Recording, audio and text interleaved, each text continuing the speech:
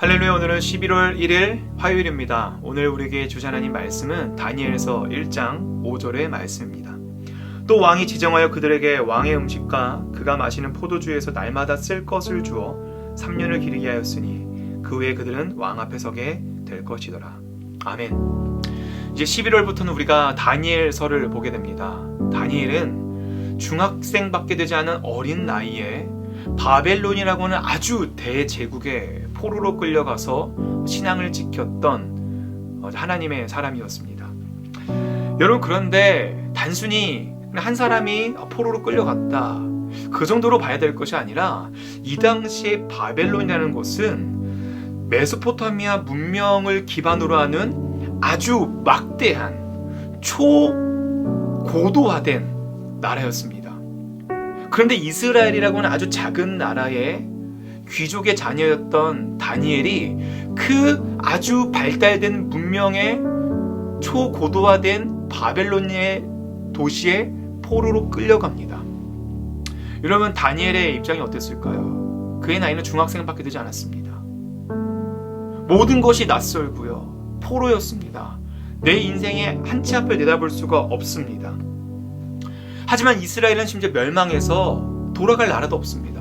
나를 지켜줄 왕도 없습니다. 그런 상황 가운데 지금 다니엘과 그의 세 친구들은 바벨론의 포로로 끌려갑니다. 심지어 이 다니엘과 세 친구는요, 이 바벨론에서 계명을 당하는데 그 계명 당한 것을 보면은 다 이 바벨론에 있는 신들을 높이는 이름들입니다. 그리고 그들은 환관장에게 교육을 받게 되는데, 이 성경에 나오진 않지만 다니엘은 환관장에게 환관 교육을 받습니다.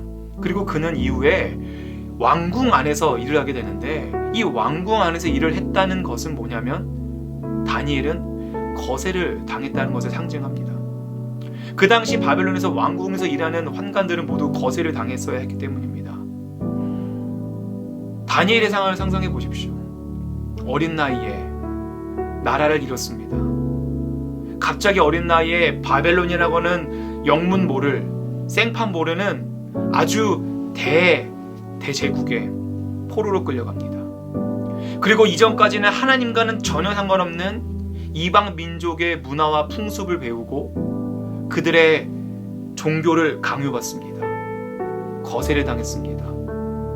네, 말 그대로 절체절명의 상황인 것입니다.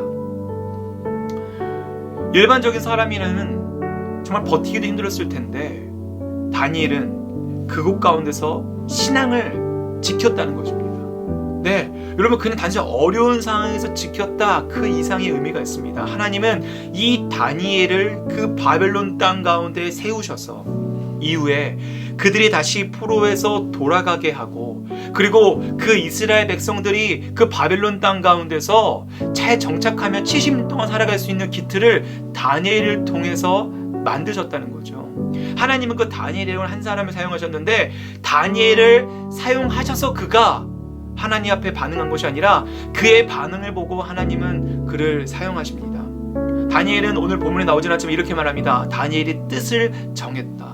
어떤 뜻을 정했을까요? 내가 비록 거세를 당하고 포로로 끌려왔고 나이도 어리고 정말 수년 3년 동안 문화와 풍습과 언어와 다른 것을 강요당하고 이름까지 바뀌었지만 내가 하나님을 포기하지 않겠습니다 라고 다니엘은 고백했다는 것입니다. 여러분, 이게 얼마나 무서운 결단입니까? 그 어린 포로가 한 나라의 환관장 앞에서 그 환관장이 주는 것을 거부합니다. 이건 당장 죽어도 할 말이 없죠. 그런데 재밌는 것은 하나님께서 그 환관장의 마음을 돌이키셔서 은혜와 긍휼을 얻게 하십니다. 하지만 중요한 것은 그 환관장에게 은혜와 긍휼을 주게 하신 것이 바로 다름이 아니라 하나님이 주셨다는 것이 중요하죠. 여러분, 우리가 결단할 때, 우리가 순종할 때 하나님이 일하시기 시작하십니다.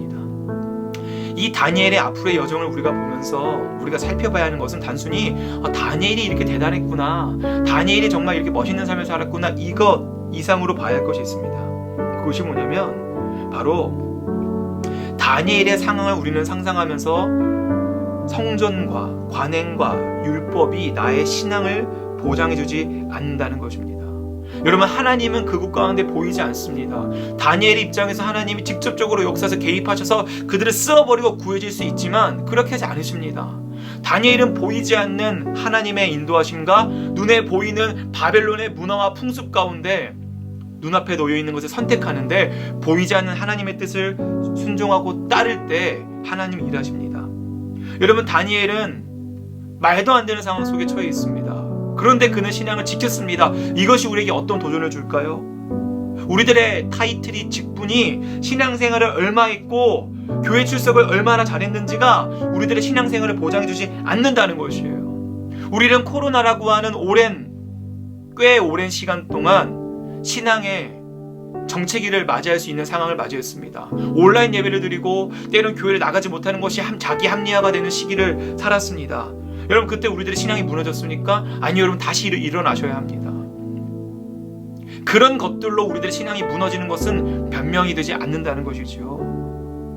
우리들도 이 다니엘의 신앙을 통하여서 다니엘이 뜻을 정했던 것처럼 비록 우리들의 신앙을 방해하는 것들이 여러 가지가 있고 장애물들이 많고 여전히 우리들의 신앙생활을 어렵게 하는 것들이 눈앞에 놓여져 있지만 우리들도 뜻을 정하여 눈에 보이지 않는 하나님이지만 눈에 보이는 것을 따르지 않고 그 하나님의 뜻을 붙잡을 수 있는 저와 여러분 되시길 주님의 이름으로 축복합니다. 기도하겠습니다. 하늘에 계신 우리 아버지여, 이름이 거룩히 여김을 받으시오며 나라가 임하시오며 뜻이 하늘에서 이루어진 것 같이 땅에서도 이루어지이다.